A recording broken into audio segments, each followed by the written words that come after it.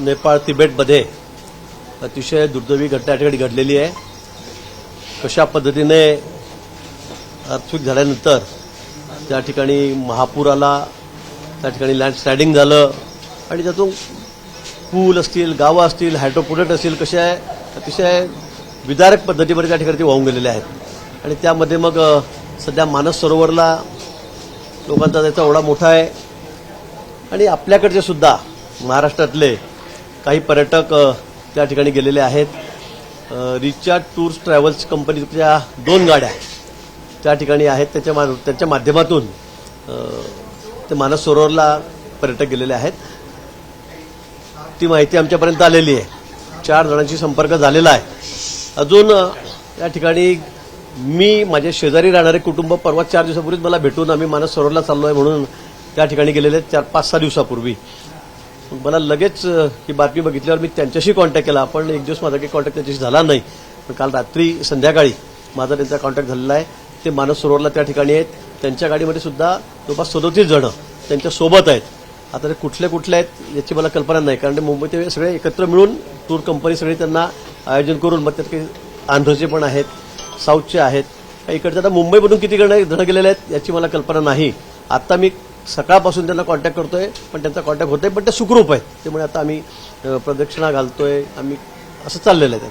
पण या ठिकाणी सगळ्यांशी संपर्क करण्याचा प्रयत्न मी करतो, पण लँडस्लायडिंग झाल्यामुळे सगळं तिकडचे सिस्टीम सगळ्या कोलॅप्स झालेल्या आहेत, त्यामुळे फोनवर कोणाशी संपर्क होऊ शकत नाहीये। पण मला वाटतं 4 जणांचा आमचा संपर्क झालेला आहे, ते सुखरूप आहेत।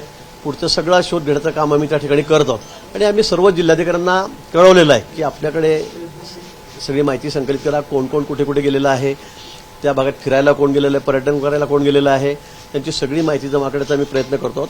त्यासाठी आमची वेबसाईट पण आहे, 24 तास ती त्या ठिकाणी खुली आहे। अजूनही कुणाकडे काही माहिती असेल तर त्यांनी आम्हाला त्या ठिकाणी कळवावी। दिल्लीशी आमचा संपर्क सतत सुरू आहे, 24 तास आम्ही अलर्ट मोडवर आहोत। मला वाटतं अजून कुणाकडे काही अतिरिक्त माहिती असेल तर ती निश्चित आम्हाला द्यावी। आपल्याकडनं एक माहिती गोळा करण्याचं काम चालू आहे, त्याबाबत काही अर्ज भरून मिळत आहेत का? नाही, अजून कोणी तसं आम्हाला त्या ठिकाणी सांगितलेलं नाही, पण आम्हाला 45-45च्या 2 बस आपल्या महाराष्ट्रातल्या टुरिस्ट जे आहेत, पर्यटक आहेत, त्यांच्या त्या ठिकाणी गेल्यात अशी माहिती आमच्याकडे आलेली आहे। 80 लोक जवळपास आहेत त्यात आपल्या अशी माहिती आहे। आम्ही त्यांचा शोध घेतोय, त्यांच्याशी संपर्क करण्याचा सतत आम्ही प्रयत्न करतो आहोत। तिकडच्या सरकारशी सुद्धा आमचा, केंद्र सरकारचा संपर्क सुरू आहे। माननीय मुख्यमंत्री महोदय स्वतः त्यात लक्ष घालतायत। मला वाटतं जशी आम्हाला माहिती मिळेल ती आम्ही लगेच तशी त्या ठिकाणी सर्वांसाठी प्रसिद्ध करू। पण अजूनही कुणाकडे काही माहिती असेल तर ती आम्हाला आपण निश्चित सांगावी, म्हणजे मग आम्हाला त्यांचा शोध घेण्यासाठी। आपण जे 80 म्हणतायत, 80 पैकी 4 जणांशी तुमचा संपर्क झालेला आहे, ते किती लोकांच्या सोबत आहे? म्हणजे आता 80 पैकी किती लोक सुरक्षित आहेत, किती तुमच्या संपर्कात आहेत? 4 लोकांशी आमच्या डिपार्टमेंटशी मी आत्ताच बोललो, तर त्यामुळे 4 लोकांचा आमचा संपर्क झालेला आहे। तर मी सांगितलं की आमचे 37 लोक जे आमचे शेजारी आहेत गेलेले, गुजराती परिवार आहे, ते आहेत, एक मुलगा एक मुलगी आणि त्यांची आई, 3 जण आहेत। तर ते मला भेटूनच गेले होते जायचे 1 दिवस आधी, त्यामुळे ते सुद्धा सुरक्षित आहेत। त्यांच्या बसमधले 37 जण, काल रात्रीमध्ये सविस्तर बोलणं झालं, त्यांनी मला व्हिडिओ पण लावला संध्याकाळी की इथे किती छान वातावरण आहे, इथला निसर्ग बघा म्हणून त्यांनी मला व्हिडिओवरच लावला, त्यांनी मला फोन। ते सुद्धा सुरक्षित आहेत। त्यातले मुलगा मुलगी तिकडे अमेरिकन आहेत, तिकडे चित्रपट सुट्टीमध्ये इथे आलेले होते 4-8 दिवस 15 दिवसासाठी, फक्त फिरायसाठीच पण। आणि म्हणून मला असं वाटतं की ती बस पूर्ण सुरक्षित आहे। पण त्याच्यामध्ये वेगवेगळ्या ठिकाणचे लोक आहेत, कारण ते इथून दिल्लीला गेले, दिल्लीहून मग नेपाळला गेले, मग सगळे लोक कलेक्ट करत ही टीम घेऊन जाते टूर्स कंपनी, ते सुरक्षित आहेत। पण अजूनपर्यंत आमच्याकडे संपर्क काही फारसा झालेला नाहीये, ही वस्तुस्थिती आहे। आम्ही प्रयत्न करतो आहोत, तिथल्या सरकारशी, तिथल्या सगळी यंत्रणा आहे, आपत्ती व्यवस्थापन, त्यांच्याशी आम्ही बोलतो आहोत। आपली सेना आहे ती सुद्धा तिथे दाखल झालेली आहे। मला वाटतं केंद्र सरकार आणि राज्य सरकार हे दोन्ही अतिशय अलर्ट मोडवर आहेत। जसंही तपास लागेल, कळेल त्या पद्धतीने आम्ही सर्वांना कळू, पण सर्वांना मदत करण्यासाठी शासकीय पातळीवर आमचे प्रयत्न सुरू आहेत। अजून अशी माहिती नाही, आम्ही लोकांना विचारतो, सगळ्यांना आम्ही प्रसिद्धी दिलेलं आहे या ठिकाणी की आम्हाला कळवा, जिल्हाधिकाऱ्यांना कळवा। आम्ही आमचा नंबर दिला आहे, तो 24 तास आहे त्या ठिकाणी, टोल फ्री, आणि त्याच्यावरून आम्ही सांगितलं की आम्हाला कळवा। कोणी आपल्या आजूबाजूचं गेलं असेल, कोणी आपले नातेवाईक गेले असतील, आपल्या ओळखीचे कोणी गेलं असेल, जसं मला माहीत होतं आणि म्हणून मी लगेच त्यांचा शोध घेतला, पण ते सुखरूप आहेत। तसं कोणी गेलेलं असेल तर त्यांनी आम्हाला तात्काळ या ठिकाणी कळवावं, म्हणजे मग आम्हाला शोध घेण्यासाठी सोपं होईल। MPSC जो पेपर फुटला होता त्याचं बिंदू आता फुटलेलं आहे, एका प्रेम प्रकरणामधून ही पेपर फुटी झाल्याचा आता निदर्शनास आले, 6 जणांना अटक झाली आहे. येणाऱ्या काळामध्ये अशा घटना होऊ नये यासाठी नेमकं काय नियोजन पाहिजे? त्यासाठी सगळे प्रयत्न सरकार करत आहे, पण आता लोक जितके निर्लज्ज झालेले आहेत मला कळत नाही काय बोलावं या विषयावर, मलाही कळत नाही. पण मला असं वाटतं की सरकार सगळे खबरदारी कशा पद्धतीने ते सगळं टाळता येईल, पुढे भविष्यामध्ये कसं होणार नाही. कारण अनेक विद्यार्थ्यांच्या आयुष्याचा प्रश्न आहे, त्यांच्या करिअरचा प्रश्न आहे. आणि म्हणून मला वाटतं की त्या संदर्भामध्ये केंद्र सरकारही अतिशय गंभीर, आपण बघितलं असेल मागे नीट असेल, सीटीचा असेल, पेपर फुटल्यानंतर किती काळजी त्या ठिकाणी घेण्यात आलेली आहे. पण मला असं वाटतं की पुढे भविष्यामध्ये खूप अजून, कारण आता टेक्निक इतके वेगवेगळे निघत चाललेले आहेत, आपण पुढे जातो त्यापेक्षा चोर असतात ते जास्त पुढे चाललेले आहेत. आणि म्हणून मला वाटतं त्या संदर्भामध्ये अतिशय सरकार गांभीर्याने विचार करत आहे. पुढे भविष्यामध्ये असे प्रकार होणार नाही निश्चित त्याची काळजी आम्ही घेऊ. नंदुरबार मधलेच 3 ते 4 लोक आहेत. नंदुरबार मधलेच 4 जण, म्हणजे जो अकॅडमी चालू होता तो होता, एमपीएससीचा एक कक्षा अधिकारी तो त्याच अकॅडमीमध्ये शिकला. असेच नंदुरबारचं कनेक्शन मोठ्या प्रमाणात. ते सांगतो की अतिशय गंभीर हा विषय आहे.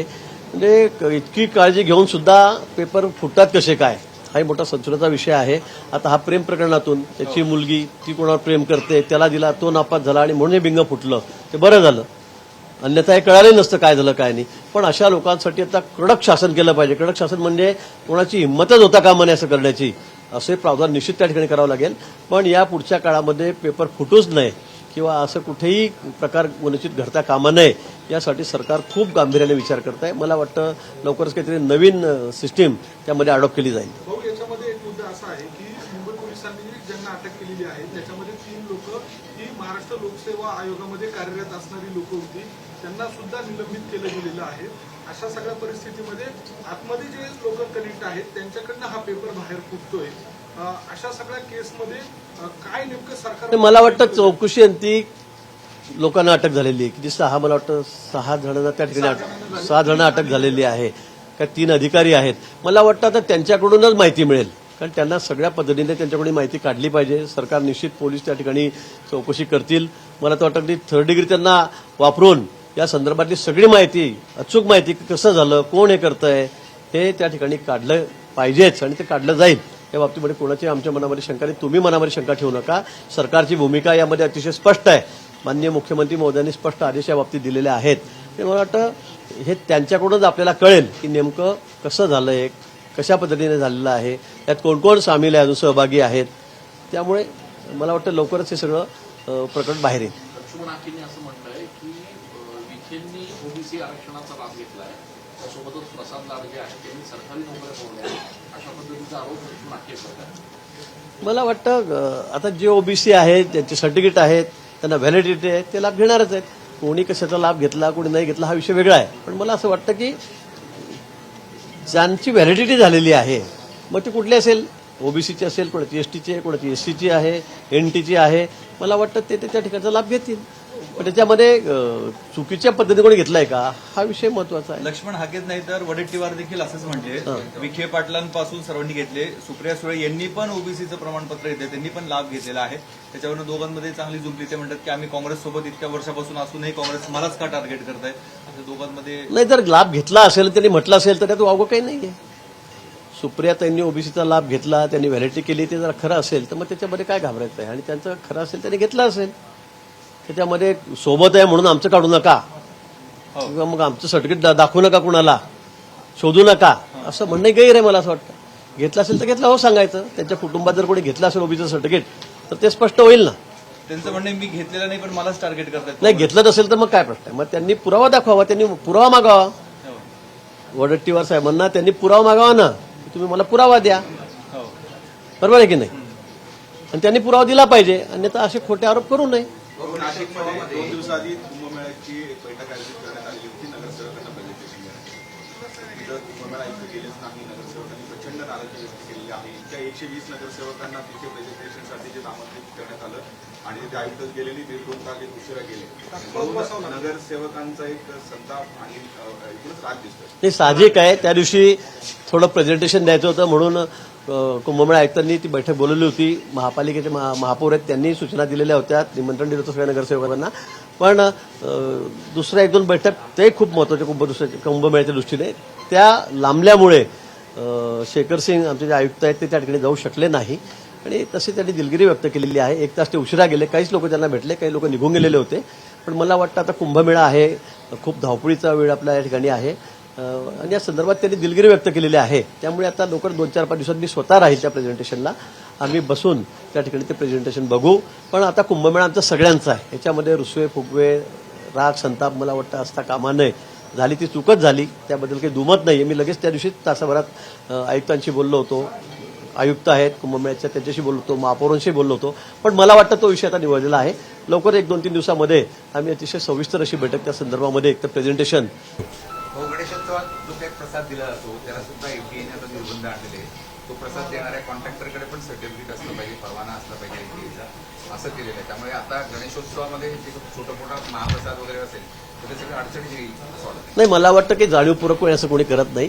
पण लोकांच्या आयुष्यासाठी, त्यांच्या तब्येतीसाठी जे सगळं चाललेलं आहे. आता आपण बघितलं कशा पद्धतीने लोक काय काय करतायत. मावा कसा बनवतात, खवा कसा बनवतात, पनीर कसं बनवतायत, किती अस्वच्छता आहे, उंदरं फिरतायत, झुरळं फिरतायत. मला वाटतं हे योग्य आहे का? मला वाटतं जे चाललेलं आहे ते योग्य आहे. पण फारही असं गणपतीचा प्रसारच होणार नाही किंवा असं नाही, असं आपलं समजण्याचं कारण नाही आहे. पण ज्या ज्या ठिकाणी मोठमोठे हॉटेलसुद्धा आहेत त्यांच्यामध्ये आपण बघितलं किती त्या ठिकाणी घाणीचं साम्राज्य आहे. आणि म्हणून मला वाटतं हे लोकांच्या आरोग्यासाठीच आहे. आणि सर्वसामान्य जनता मात्र खुश आहे. लोकांनाही ते पटतंय की खरं आहे. दूधच आपण बघा, दूधमध्ये गटरच्या पाण्याने दूध बनवलं जात होतं, युरिया टाकून दूध बनवलं जात होतं, ऑइलपासून दूध बनवलं जात होतं आणि तेच आपण आपल्या लहान मुलांना देत होतो. आपण घरामध्ये मुंबईसारख्या ठिकाणी जीवच घाबरतो की आपण काय पितो दूध आणल्यावर बाहेरून, कळतच नाही त्याच्यामध्ये. मला वाटतं किती लोकांच्या आरोग्याच्या दृष्टीने हा फायद्याचा झालेला आहे. आज दुधाचं म्हणजे आपण बघितलं असेल आधी किती दूध मिळत होतं, आता किती दूध झालेलं आहे, केवढा फरक याच्यामध्ये पडलेला आहे. म्हणजे आता ओरिजिनल दूध येत आहे. पण काही ठिकाणी अजूनही असे भानगडी चाललेले आहेत.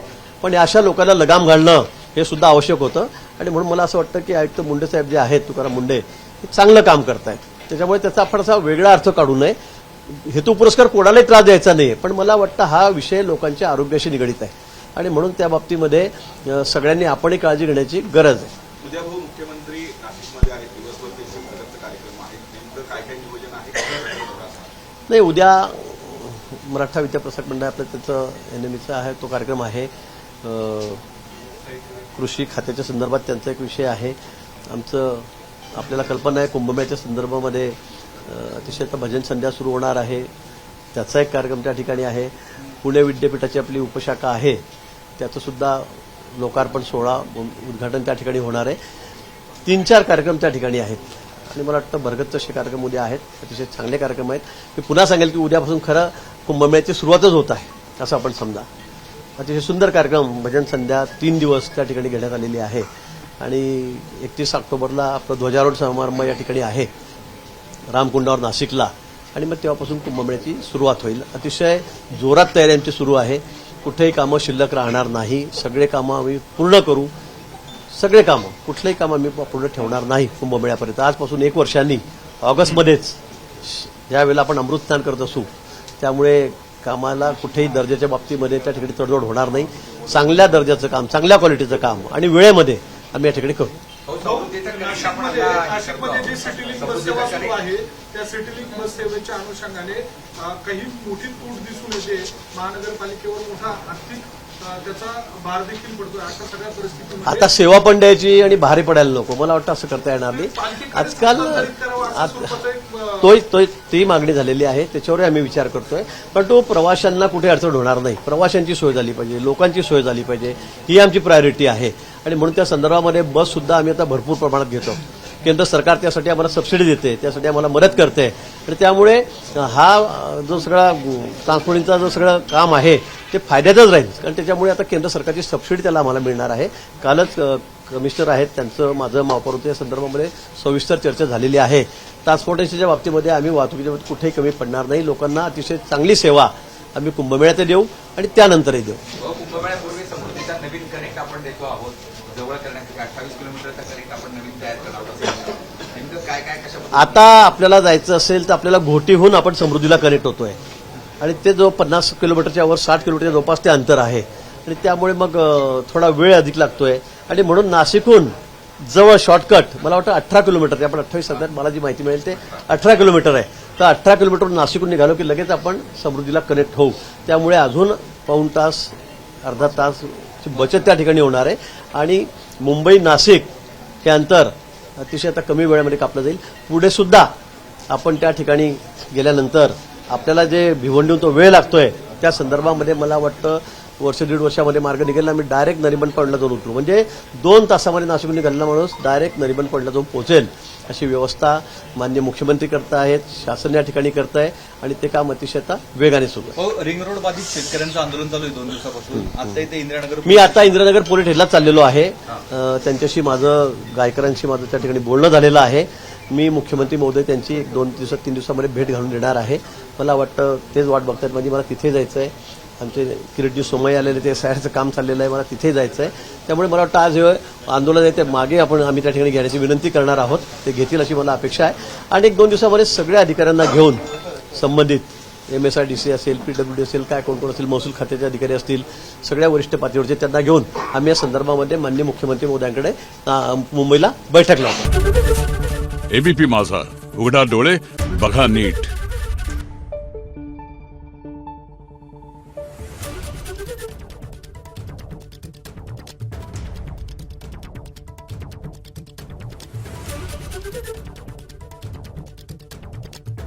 Thank you.